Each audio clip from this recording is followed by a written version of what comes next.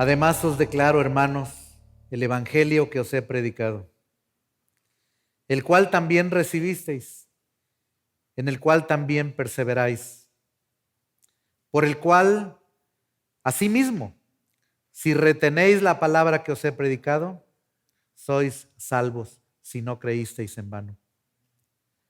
Porque primeramente os he enseñado lo que asimismo recibí, que Cristo murió por nuestros pecados, conforme a las Escrituras, y que fue sepultado, y que resucitó al tercer día, conforme a las Escrituras, y que apareció a Cefas, y después a los 12. Después apareció a más de 500 hermanos a la vez, de los cuales muchos viven aún y otros ya duermen. Después apareció a Jacobo, después a todos los apóstoles y al último de todos, como a un abortivo, me apareció a mí. Porque yo soy el más pequeño de los apóstoles, que no soy digno de ser llamado apóstol, porque perseguí a la iglesia de Dios. Pero por la gracia de Dios, soy lo que soy.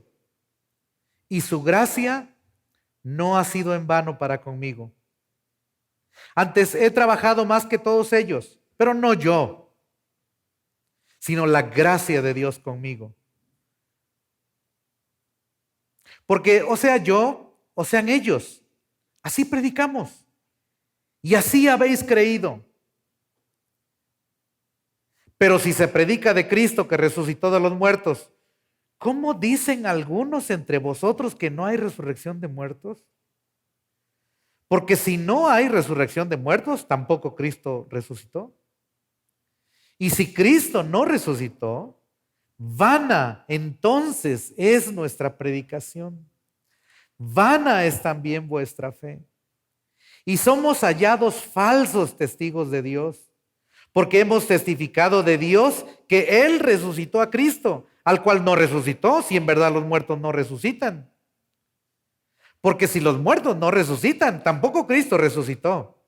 Y si Cristo no resucitó, vuestra fe es vana, aún estáis en vuestros pecados. Entonces también los que durmieron en Cristo perecieron. Si en esta vida solamente esperamos en Cristo, somos los más dignos de conmiseración de todos los hombres. Mas ahora Cristo ha resucitado de los muertos. Primicia de los que durmieron es hecho. Porque por cuanto la muerte entró por un hombre, también por un hombre la resurrección de los muertos. Porque así como en Adán todos mueren, también en Cristo todos serán vivificados. Pero cada uno en su debido orden. Cristo, las primicias. Luego los que son de Cristo en su venida. Luego el fin, cuando entregue el reino al Dios y Padre. Cuando haya suprimido todo dominio, toda autoridad y potencia. Porque es preciso que Él reine hasta que haya puesto a todos sus enemigos por debajo de sus pies. Y el postrer enemigo que será destruido es la muerte. Porque todas las cosas las sujetó debajo de sus pies. Y cuando dice que todas las cosas han sido sujetadas a Él, claramente se exceptúa aquel que sujetó a Él todas las cosas.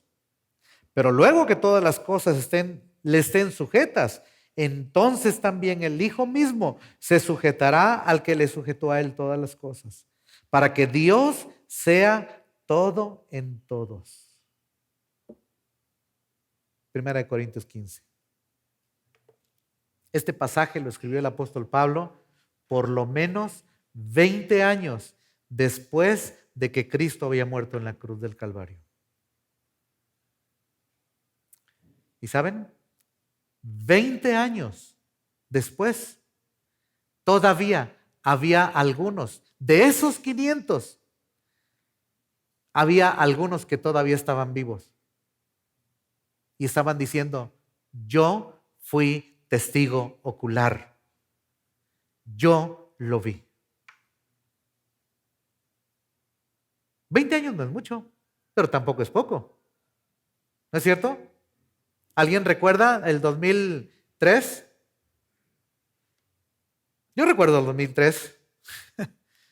Tenía yo 2 años apenas aquí en la cumbre.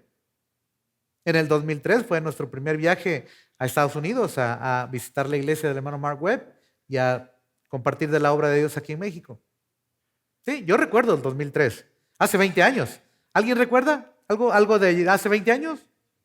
Sí. Seguramente hay algo que pasó en 2002, 2003, 2004, quizá en el año 2000. Puedes recordar algo que sucedió y que todavía está fresco. Y a veces decimos, hermano, es que aunque tiene 20 años, parece como si hubiera sido ayer. ¿No es cierto? Ellos podían decir eso. Parece como si hubiera sido ayer. ¿Y qué crees? Como 40 años después o 45 años después, el último de los apóstoles, el apóstol Juan, seguía recordando como si hubiera sido ayer la vida de Cristo. Y escogió 7 eventos gloriosos de todo el ministerio y escribió su evangelio. Y después escribió 3 cartas a diferentes grupos, a diferentes personas. Y lo último que hizo fue escribir la revelación que Dios le dio allá en Patmos, el Apocalipsis. Estamos hablando del año 95. Esto significa que habían pasado por lo menos 65 años. Y el último de los apóstoles, vivo, estaba dando testimonio de la resurrección de Cristo Jesús. Él fue el que en su evangelio dijo que Tomás era incrédulo. Que Tomás dijo, si yo no lo veo y meto mi mano en las heridas de los clavos de sus manos, y si no meto mi mano en su costado, no voy a creer. Y ese día Jesús hizo una aparición direccionada, específica para Tomás. Y le dijo, Tomás, no seas incrédulo, sino creyente. Bienaventurados aquellos que sin ver creyeron.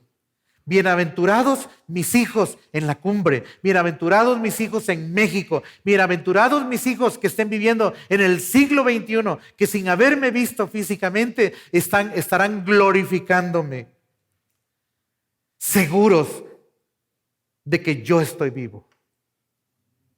Hermanos, eso es glorioso. Hay una bienaventuranza, hay un plus para ti. Cuando estábamos en Capernaum hace 11 años.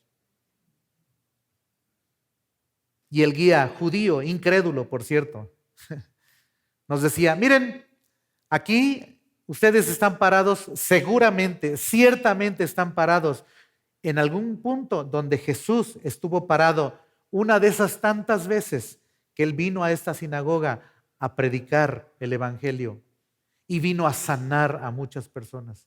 Ese día mi corazón se quebró.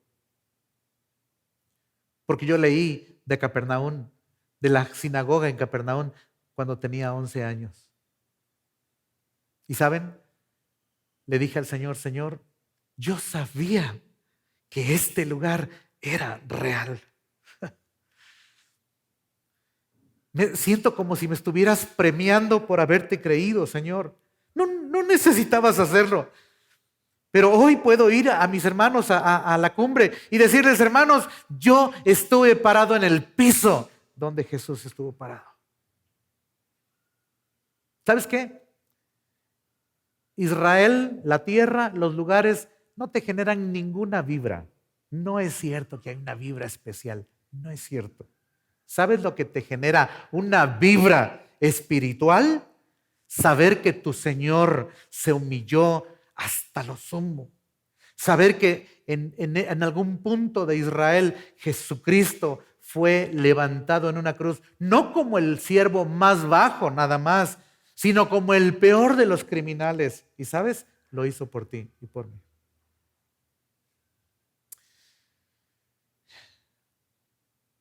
Llevo como 20 años luchando y debo confesarles algo. Lulu y yo llevamos como 36 años, 37 sirviendo al Señor y yo llevo 42 años más o menos de conocer de Cristo. Y mis primeros años fueron de estar en una iglesia en donde celebrábamos con dramas Semana Santa y Navidad. Y yo he sido siempre terriblemente malo para actuar en los dramas. Entonces yo no quería que llegara Semana Santa porque seguro me iban a poner a veces actuar de ladrón, a veces actuar no sé si de Judas me pusieron a actuar, pero yo hacía papeles y los peores papeles que había eran para mí. Y aparte de que los hacía terrible, en fin. Y cuando Dios nos permitió empezar aquí en la cumbre, yo dije, yo no quiero caer en la religiosidad, no quiero caer en una tradición vacía, hueca. Y por algunos años han pasado estas fechas sin que hagamos algo, sin que hagamos un énfasis mayor que el que de por sí hacemos, hermanos. Porque estarán de acuerdo conmigo que cada 8 días proclamamos la muerte y resurrección del Señor Jesucristo. ¿Están de acuerdo conmigo? Entonces, no ha sido falta, no hizo falta, no ha sido hecho. Ok, gracias. No ha habido necesidad, qué bueno que tenemos otra forma en el español, ¿verdad? No ha habido necesidad de escoger una semana del año, porque el Señor nos ha dado 52 semanas cada año de estos 21 años que estamos aquí. Y hemos proclamado de Él. Y yo sé que nuestras iglesias, nuestras hermanas, las iglesias hermanas nuestras, en la región y en el mundo, hermanos. Estuve teniendo contacto con una hermana que nos escuchaba en pandemia y que vive en Filipinas. Ella es misionera, allá en una de las islas de Asia. Y estaba escuchando y me decía, hermano, pastor, yo disfruto cuando vienen hermanos de Estados Unidos porque yo no entiendo español, pero entiendo inglés. Y hermanos en Chile, y hermanos en Colombia, y hermanos en Argentina estuvieron escuchándonos. Y hermanos en Estados Unidos. Y ¿sabes qué? Hemos proclamado, y ellos han proclamado donde están la muerte y la resurrección de Cristo Jesús. Pero por alguna extraña razón que yo no sé, el Señor ha estado como presionando nuestro corazón y moviéndonos a decir, ok, ¿quieres en verdad saber qué pasó esta semana? Yo te lo puedo contar. Amén. No son vacaciones, nada más. No, es algo mucho más que eso. Es algo mucho más. Hay muchas cosas que pasan alrededor de esta semana. Y es curioso, me llama mucho la atención que los judíos siguen llevando un calendario ellos. Y por eso a veces la Semana Santa cae en marzo y a veces cae en abril. ¿Se han dado cuenta de eso? Porque ellos llevan un calendario lunar. Y también solar de pronto. Ellos son ambidiestros. Pero ¿saben qué?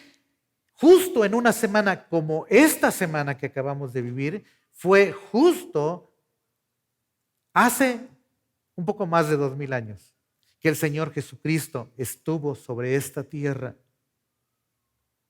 y que llegó a esta semana que conocemos como la Semana de la Pasión. Una semana, ¿saben? Estaba escuchando y leyendo un poco y me llamó la atención lo que algunos escritores han dicho, que el Señor Jesús, la vida del Señor Jesús fue una vida de eventos extraños. Desde que Él fue concebido en el vientre de una mujer que no había conocido varón. ¿Eso es lógico? Eso solo ha pasado una vez en la historia de la humanidad. Piénsalo. El rey, el que proclamó el sermón del monte y explicó de su reino y cómo se vive en su reino y cómo se mira la ley de Dios en su reino y que ilustró su reino a través de parábolas diciendo, oye, ¿qué tan místico es el reino? No, es como un sembrador que salió a sembrar. Así es el reino, ¿no es cierto? El reino de los cielos es semejante a un sembrador o aplicándolo. Es semejante a un predicador que predica y que algunos no lo quieren oír, que otros lo escuchan con gozo y al rato se olvidan, que otros lo escuchan y reciben la palabra, pero los afanes de esta vida los ahogan la palabra y se vuelve infructuosa. Pero de pronto hay algunos que han estado siendo preparados por Dios como terrenos fértiles, que llega el Evangelio y reciben el Evangelio y dan fruto a 30, 60 y a 100 por uno. ¿No es cierto? Así es de extraño. Así es de extraño. Explicó su reino una y otra vez el Señor Jesús. Y por eso fue confrontado por los líderes de la religión judía. Y cuando llega la semana en que él tenía que entrar a Jerusalén triunfante como el Rey de Reyes y Señor de Señores, ¿cómo esperarías que entrara? Pues en un caballo, ¿no es cierto? En un caballo, seguramente en un caballo blanco, con algunas guirnaldas, con algunos adornos. El caballo debería haberse visto glorioso. No. ¿Qué crees? ¿Qué crees lo extraño de Jesús? Entró montado sobre un burro al que jamás le habían montado. Por cierto, cumpliendo la profecía de Zacarías. Aquí tu rey viene, Jerusalén. Prepárate porque tu rey va a entrar triunfante. ¿Cómo? Montado sobre un burro. Vaya manera. Yo anduve en un burro allá en el rancho. ¿Saben qué? Los que andábamos en burro éramos los parientes pobres. Los parientes ricos tenían caballos y algunos de ellos caballos de bastante buena reputación. No de los más caros, pero muy buenos caballos. El Señor Jesucristo es interesante. Cuando era bebé, ¿recuerdan que Herodes quiso matar a todos? Bueno, mandó a matar a todos los niños. Fue llevado a Egipto. Y después el ángel le habló a a José, y le dijo, regrésalo porque ya han muerto los que procuraban su muerte. Y Jesús entonces es traído de Egipto. ¿Para qué? Para que se cumpliera la profecía de Oseas que dice, de Egipto llamé a mi hijo. ¿Qué eventos extraños? Oye, y a los 30 años es bautizado por un hombre extraño. ¿No es cierto? ¿No te parece? Un hombre que está bautizando y que está llamando al arrepentimiento. Y entre ellos va el Hijo del Hombre. Y Juan se da cuenta por el Espíritu Santo y dice, yo necesito que tú me bautices. Yo soy el que necesito arrepentirme. Tú no necesitas que yo te bautice. Y Jesús le dice, deja, bautízame, porque es necesario que cumplamos con toda justicia. Y entonces fue bautizado por un pecador. Por un pecador, por supuesto, redimido por la gracia de Dios. Oigan, ¿y qué tal su grupo? Su grupo de avanzada. ¿Qué tal su primer pelotón de capitanes de guerra, de soldados, pero de primera clase? Hombres que no se echaban para atrás. Hombres que tenían una perspectiva de su amor como nadie más en la tierra. No, todo lo contrario. Se andaban peleando entre ellos. Y como escuchaban que Jesús hablaba del reino y del reino y del reino y del reino y del reino, uno de ellos dijo, oye maestro, pues mi hermano y yo tenemos una petición. A propósito, mi mamá ya vino a decirte de parte nuestra que cuando te sientes a reinar, mi hermano y yo estemos uno a tu derecha y otro. ¡Qué barbaridad! Vaya grupo de avanzada. Esos son los predicadores del Evangelio que solamente unos meses después van a estar trastornando al mundo. Pero ahora tienen problemas entre ellos.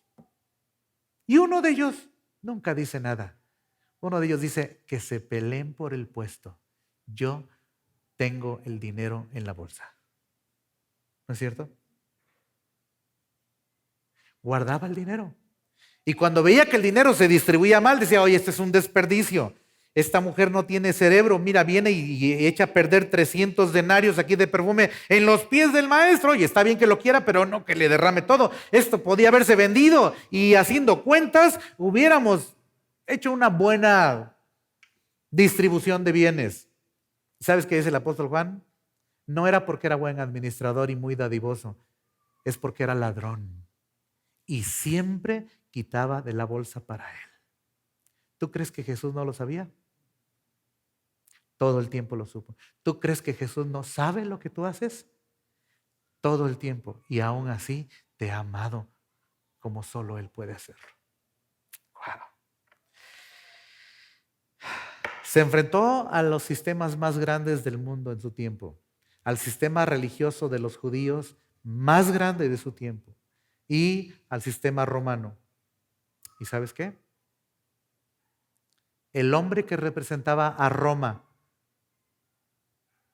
le pidió una entrevista justo cuando estaba siendo juzgado Jesús.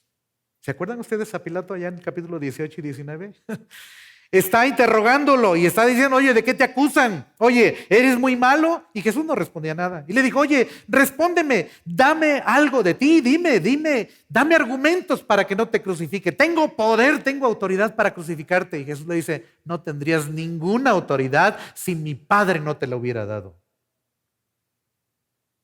Y dice, oye, háblame de la verdad, dime qué es la verdad. Y Jesús le dice, yo soy aquel con quien tú estás hablando. Oye, ¿qué del reino? ¿Eres rey? ¿Saben qué le dijo Jesús? Lo acabas de decir. ¿Y entonces qué de tus seguidores? Es que mi reino no es de este mundo. Si mi reino fuera de este mundo, los míos pelearían para que yo no fuera entregado. Pilato, estarías hecho pedazos. Si le hubiera yo dado permiso a Pedro y el poder de volar no solo orejas, de volar cabezas, le habría volado la cabeza a Anás, a Caifás, a Judas, a Herodes, y a ti te la habría volado. Qué extraño. ¿Por qué no te defiendes? En fin, esta semana fue una semana increíble. Jesús entró triunfante. Jesús fue confrontado por los líderes religiosos. ¿Y sabes por qué? Porque Jesús no es un líder como todos los demás. Cuando alguien dice que Jesús es como Mahoma, es como Mahatma Gandhi, es como filósofo, como algunos de estos filósofos de Grecia, es como algunos de los grandes políticos del mundo, no es cierto. Jesús no se parece a ninguno de ellos. Jesús es único en su género. Él es Dios. Sí. Y no puedo contarles todo lo que quisiera platicarles, pero tengo un resumen aquí de la semana. El lunes maldice a una higuera. ¿A quién representaba esa higuera? Israel. Toda una dispensación esperando fruto de ti y no diste fruto. Jamás vuelvas a dar fruto. Y al otro día la higuera estaba seca. Oye, maestro, la higuera que maldeciste ayer está seca hoy. Así es, así es, así es. Es que todo árbol que no da buen fruto, mi Padre lo cortará, dijo Cristo, y lo echará al fuego. Las visitas de Jesús al templo. Fue y purificó el templo, limpió, volcó las mesas de los cambistas, abrió las jaulas de las palomas y les dijo, ustedes han hecho de la casa de mi Padre casa de ladrones, cueva de ladrones. Vamos, sálganse. ¿Sabes qué estaba haciendo? Mostrándoles no solo que era su casa, mostrándoles que Él es el único que tiene autoridad y poder de limpiar. Él es el único que puede limpiar tu vida. Martes, confusión entre los discípulos, la parábola de la viña. ¿Se acuerdan de aquella parábola donde un hombre, el dueño de una viña, le renta la viña a unos labradores y se va? ¿Se acuerdan? Y luego manda un siervo para cobrar la renta. ¿Y qué hacen los labradores? Matan al enviado. Y dice, bueno, pues a lo mejor el enviado no era tan agraciado, ¿verdad? Y les manda otro. Y lo matan también, y les manda otro y lo matan, y les manda otro y lo matan. Y Jesús y el dueño de la viña dice, bueno, voy a enviarles a mi hijo, a mi único hijo. Seguramente ahí lo van a respetar, porque mi hijo es como si yo mismo estuviera ahí. ¿Sabes qué hicieron? También lo mataron. ¿Y sabes qué dijo Jesús? ¿Qué creen que hará el dueño de la viña con estos labradores malvados? Los echará a las tinieblas de afuera. Y allí será el lloro y el crujir de dientes. Y es que lo que hoy hagas con el Hijo de Dios determinará lo que pasará contigo por toda la eternidad.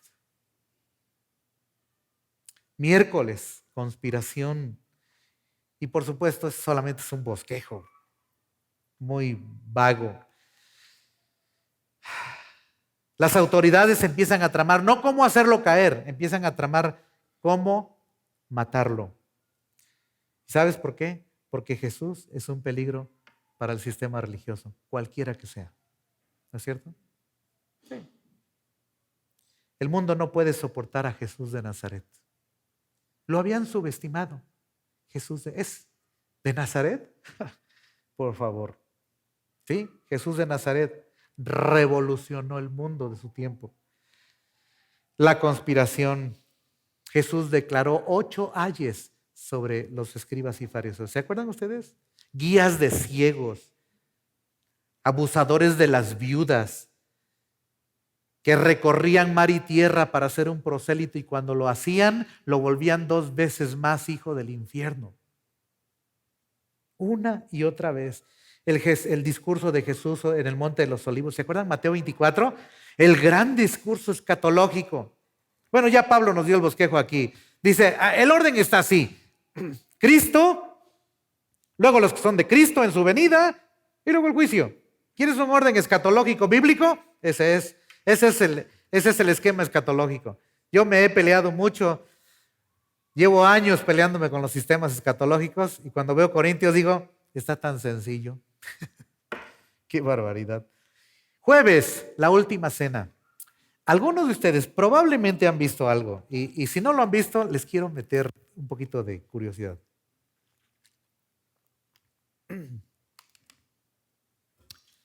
Pareciera, y vas a tener que leer mucho de esto, y si no, tendrás que creerme. ¿Ok? Tienes 2 retos, tienes 2 opciones, creerme o investigarlo. Puedes hacer las 2 cosas, oírme y luego investigarlo si estoy en lo correcto. Pero al leer los 4 evangelios, pareciera como si se celebraran 2 cenas de Pascua, una el jueves y otra el viernes. Si no lo has descubierto, búscalo. Y yo me he quebrado la cabeza por años y digo, ¿por qué? Porque mejor no hablo de esto. Pero finalmente hoy decidí hablarlo. Dije, ya que lo sepan. ¿Quieren una pista? O mejor los dejo que lean. Vamos a seguir entonces. Seguimos. Jair dice, déjenos con la duda, nosotros la investigamos. Bueno, les voy a dar una pista. Resulta que hay por ahí algunos hallazgos de que los judíos de Jerusalén celebraban la Pascua el jueves y los judíos de Galilea celebraban la Pascua el viernes. Y algunos dicen, no, era al revés, pero pareciera que había efectivamente 2 días. Ahora les voy a decir por qué. Tú dices, eso es una locura, no puede ser eso. Bueno, déjame decirte por qué. Porque hay quienes han dicho que para los judíos de Jerusalén, el día empezaba a las 6 de la tarde. Y otros, los de Galilea, decían que el día empezaba a las 6 de la mañana. Y tú dices, ¿y eso qué tiene que ver? Pues nada más son 12 horas de diferencia. Eso hace que sea o un día o el otro día. ¿Te das cuenta? Ahora, ¿por qué digo esto? Porque el Señor Jesucristo ciertamente celebró la última cena en día jueves. Y si quieres comprobarlo, ve a tu Biblia y lee los 4 evangelios y léelos de manera minuciosa. Te va a tomar mucho tiempo, pero lo vas a descubrir y te vas a dar cuenta. Y es que hay toda una revolución alrededor de esto. Pero te vas a dar cuenta que el Señor Jesucristo cenó con sus apóstoles el día jueves. Y esa fue la noche que Él fue entregado. Esa fue la noche que Él les habló desde Juan capítulo 13, 14, 15, 16 y 17. Y fue desde estar en el aposento alto hasta pasar seguramente frente al templo y decirles, no es Israel la vid verdadera, Yo soy la vid verdadera y mi Padre es el labrador. Y todo pámpano que no da buen fruto, mi Padre lo cortará y lo echará al fuego. Pero ustedes ya están limpios por la palabra que les he hablado. Permanezcan en mí y yo en vosotros para que lleven mucho fruto, porque separados de mí, nada pueden hacer. Yo los he llamado amigos, porque ustedes saben lo que yo voy a hacer. No tengan miedo, no los voy a dejar solos, no los voy a dejar huérfanos. Les voy a enviar al otro consolador para que esté con vosotros para siempre.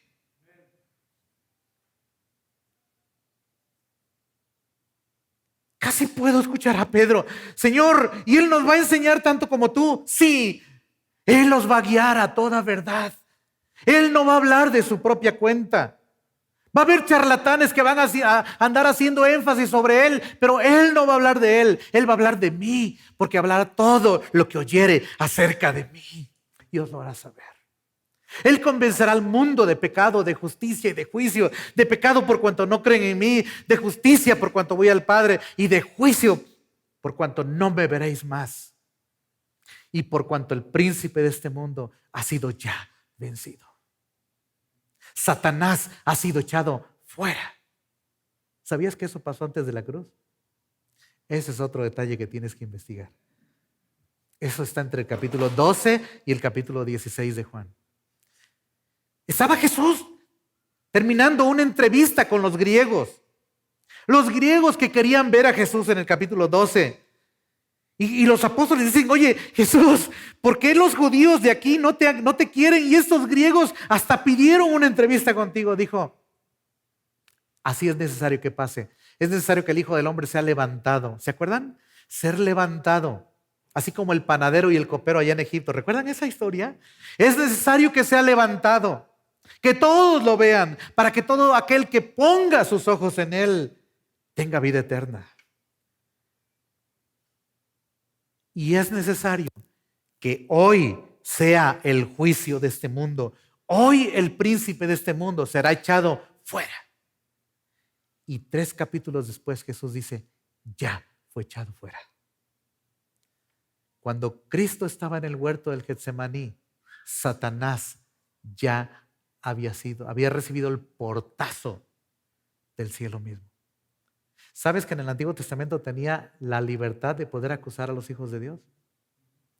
¿Y sabes qué dice Pablo en Romanos 8:34? ¿Quién acusará a los escogidos de Dios? ¿Significa que ya los hijos de Dios hoy sí se portan bien? No, es que hoy los hijos de Dios han sido justificados. ¿Quién es el que condenará? Cristo es el que murió, más aún el que también resucitó, el que además está a la diestra de Dios, el que también intercede por nosotros. ¿Sabes qué? No es que no seamos culpables, es que nuestro abogado está sentado en el trono. Gloria a Dios. Si lo que hoy dices no coincide con lo que vives, entonces probablemente eres un traidor. Probablemente eres un traidor. En fin, hay una tras otra, tras otra, tras otra, tras otra y tantas cosas. Y quiero llegar al sábado. El sábado fue como muy en calma. ¿Alguna vez has llegado a un pueblo aquí en México? Yo sé que has visitado algún pueblito en México, en donde llegas y todo parece en calma, todo parece en paz. ¿Te ha pasado? Pero es una paz, es una calma que en lugar de generarte paz, te genera miedo. ¿No es cierto? Yo puedo pensar que ese sábado fue así, especialmente en el aposento alto. Todo estaba en calma, pero no era una calma que producía paz. Casi puedo imaginar ese día a Pedro llorando y diciendo, yo también fui un traidor como Judas. Fui un maldito traidor. Hasta maldije a mi maestro. ¿Cómo pude hacerlo? Yo estaba listo para volarle la cabeza a cualquier perro que se pusiera en contra de mi maestro. Y una chamaquita me desbarató. ¿Cómo pude traicionar a mi Señor? Y él me dijo: Simón, cállate. Esta noche, antes que cante el gallo, habrás negado que me conoces. Y lo vas a hacer 3 veces, Simón. Y yo todavía diciéndole: te equivocas, Señor. Te equivocas conmigo. A lo mejor el miedoso de Tomás, de Mateo, de Bartolomé, de cualquiera de los otros miedosos que nunca dicen nada, ellos sí te traicionen, pero yo nunca te voy a traicionar. Nada más dime a quién hay que volarle la cabeza. Yo lo dije, no le creí. Y cuando el gallo cantó, volteó y me vio. Te lo dije. ¿Alguna vez alguien te ha dicho así? Te lo dije.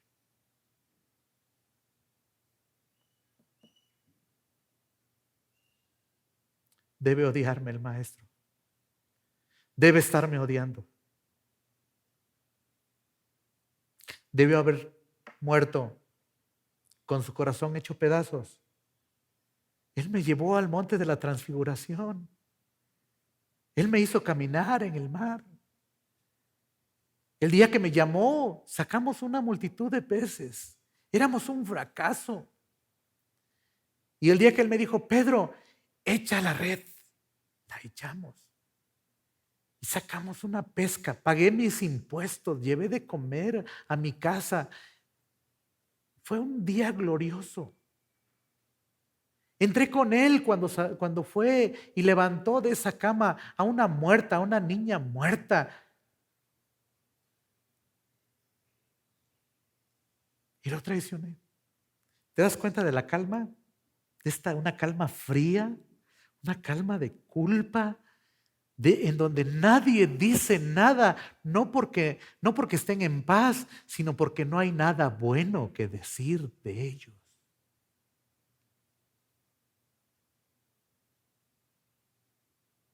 ¿Tú crees que hayan dormido la siguiente noche? Difícilmente. ¿Y las Marías? María Magdalena y la otra María se levantan muy de madrugada. Ellas tienen sus ahorritos. Y ellas no quieren permitir que el cuerpo del Señor empiece a despedir estos olores putrefactos. Es el 3er día. Y el cuerpo va a reventar. Va a empezar a oler mal.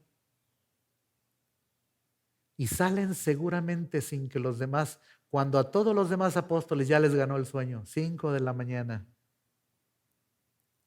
Ellas salen tempranito y van al huerto. Y de pronto ven que los policías ya no están en el huerto. Pero no solamente eso. Ven que la piedra está removida.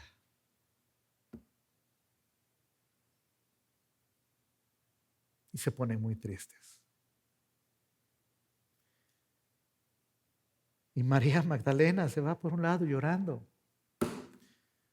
Se llevaron el cuerpo del Señor. Y está sollozando. Seguramente de rodillas y agachada y su cabello cubriendo su rostro. ¡Qué desgracia! Veníamos para honrar al Señor, el cuerpo del Señor.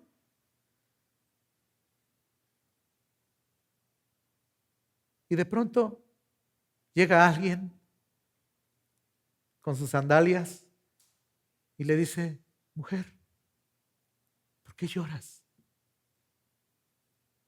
¿Y saben qué responde?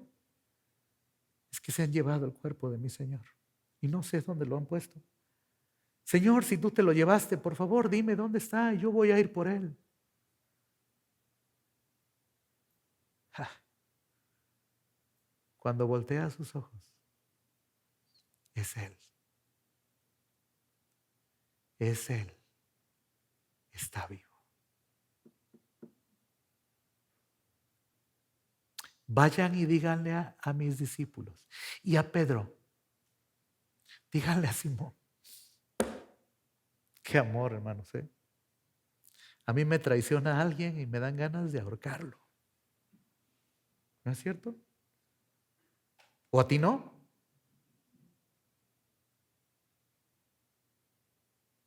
Díganle a los demás y a Pedro. Díganle que voy a ir delante de ellos. Corren las mujeres.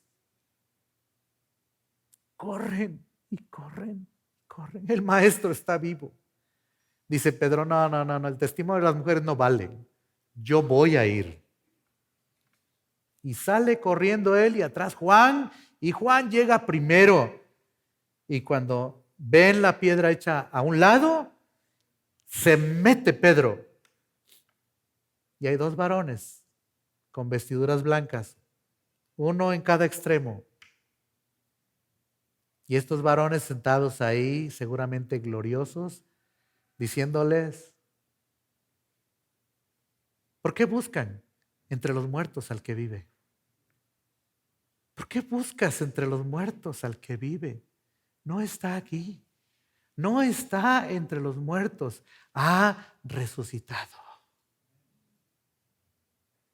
Y si ha resucitado, tu fe no es vana. Y si ha resucitado, tus pecados han sido perdonados. Y si ha resucitado, tu Señor está sentado a la diestra del trono de Dios. Y si ha resucitado, tú vas a resucitar cuando Él venga. Y si ha resucitado y todavía estás vivo cuando Él venga, serás transformado en gloria. Y si ha resucitado, entonces estarás con Él por toda la eternidad. Amén. Qué glorioso, hermanos. Qué glorioso. Entonces, vamos a ver un pasaje en Colosenses, por favor.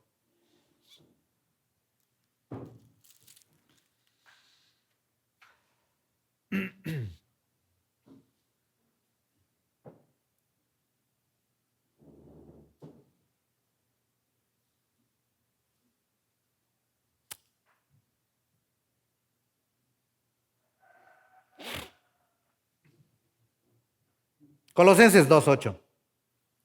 Mirad que nadie os engañe por medio de...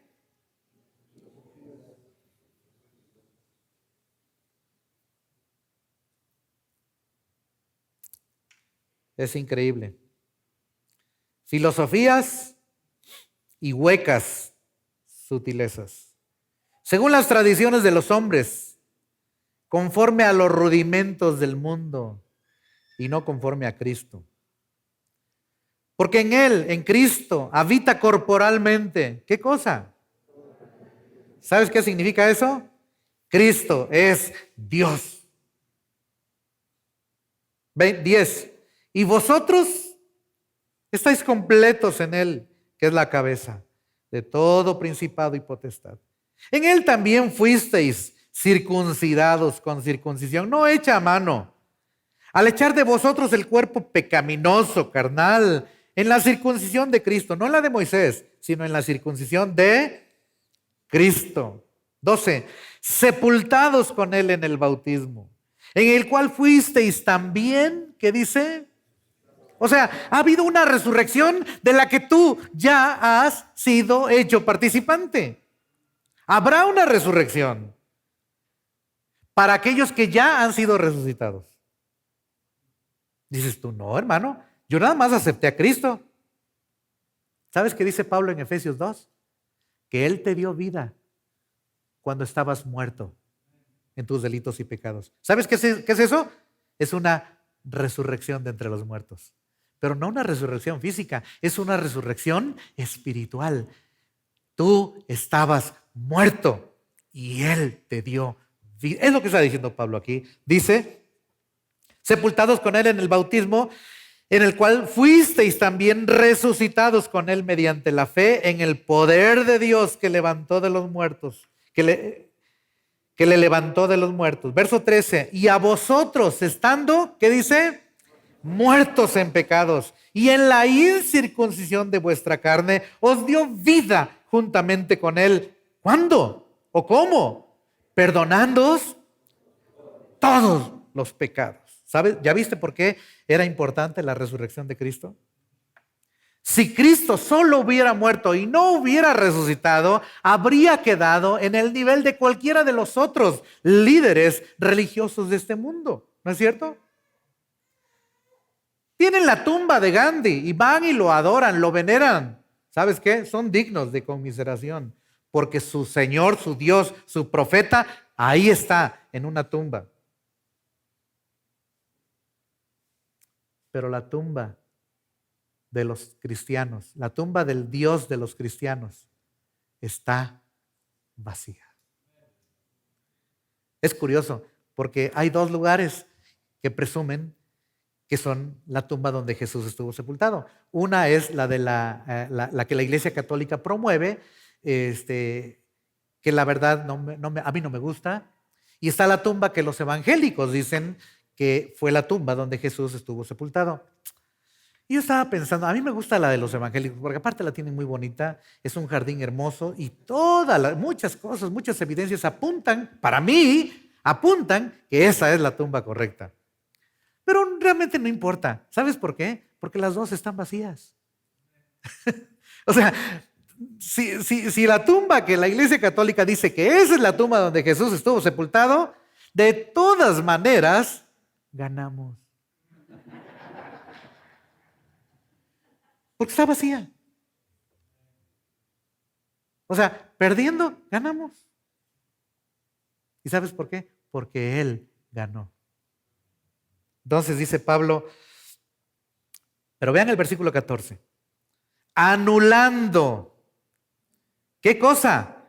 El acta de los decretos que había contra nosotros, que nos era, por supuesto, contraria, quitándola de en medio y clavándola en la cruz. Pero mira, nosotros vemos el evento histórico, lo que pasó en la historia de la humanidad. Ese día clavaron a Jesús y ahí Él entregando su vida por nosotros. Pero mira lo que dice Pablo, sucedió algo mucho más glorioso que eso. O sea, desde la perspectiva espiritual, mira lo que pasó. Dice el versículo 14, anulando el acta de los decretos que nos era contraria, quitándola de en medio y clavándola en la cruz. Y luego dice el 15, y despojando, ¿a quiénes? A los principados y a las potestades. ¿Qué hizo con ellos? Los exhibió públicamente, triunfando sobre ellos en la cruz. Y de esto hay muchas ilustraciones en el Antiguo Testamento. ¿Se acuerdan de Mardoqueo y Naamán? ¿Se acuerdan? Mardoqueo preparó una horca donde matar. Naamán preparó una horca donde matar a Mardoqueo. ¿Y sabes quién murió en esa horca? Él mismo. Preparó su propia horca. Y la cruz que Satanás incitó a estos perversos para matar al Hijo de Dios fue la cruz donde universalmente Él y sus chancludos demonios fueron exhibidos públicamente, triunfando Cristo sobre ellos en la cruz. ¿Sabes qué? La cruz fue el lugar donde nuestro Señor venció al pecado, venció la muerte y venció al príncipe de la muerte. Qué glorioso. Entonces, ¿qué va a concluir Pablo? Hermanos, dice 16. Por eso, por tanto, nadie os juzgue en comida o bebida o en cuanto a días de fiesta, lunas nuevas o días de reposo, Que nadie te diga que estás en pecado porque no guardas el sábado. Diles, eso ya quedó atrás, por favor. No, ni siquiera vale la pena discutir sobre eso. Oye, es que ustedes no guardan las lunas nuevas y los días de ¿para qué? Si Cristo ya venció en la cruz del Calvario por mí. En fin. Sigo leyendo porque está glorioso esto, hermanos. 17. Todo lo cual es sombra de lo que había de venir, pero el cuerpo es de Cristo.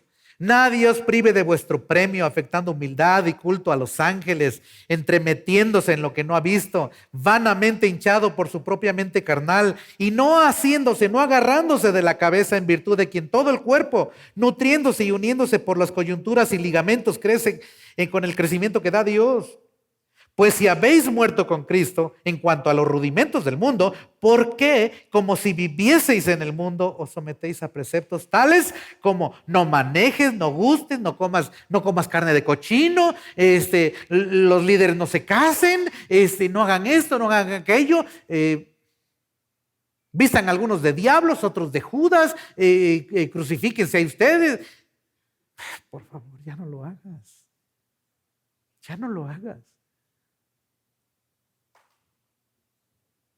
21, tales como no manejes, ni gustes, ni toques. 22, en conformidad a los mandamientos y doctrinas de hombres, cosas que se destruyen con el uso. Tales cosas tienen a la verdad cierta reputación de sabiduría, en culto voluntario, en humildad y en duro trabajo del cuerpo, pero no tienen valor alguno contra los apetitos de la carne. Dice el 3, si pues habéis resucitado con Cristo, entonces busca las cosas de arriba, donde está Cristo. ¿Cómo? Sentado a la diestra de Dios. 2, pon la mira en las cosas de arriba, no en las de la tierra. ¿Por qué? Porque has muerto. Porque has muerto. Eres un muerto para el mundo. Porque habéis muerto. ¿Y vuestra vida dónde está? Está escondida con Cristo en Dios. Cuando Cristo, que es tu vida, vuestra vida, se manifieste, entonces vosotros también seréis manifestados con Él en gloria. Entonces ve y vive la vida que Cristo te ha dado. Ve y proclama que Cristo ha vencido al pecado, a la muerte y al diablo. Ve y dile al mundo que si Cristo resucitó, también resucitarán. Ve y dile al mundo que tu Señor está vivo. Y que así como le dijo a estas mujeres, vayan y díganle a los discípulos, y en particular a Pedro. Me ha mandado que predique el evangelio. Y que te diga a ti también que Él está vivo. ¿Y sabes qué? No importa cuántas veces has caído, Él te sigue amando. Él quiere transformar tu vida. Él quiere restaurarte para su gloria. Él quiere mostrarle al universo aquello de lo cual solo Él es capaz. Perfeccionar hijos como tú y como yo para su gloria. Dice Mark Webb, Él quiere que seamos los trofeos de sus triunfos, los trofeos de su gloria. Amén. Vamos a ponernos en pie y a darle gloria y honra a nuestro amado Señor.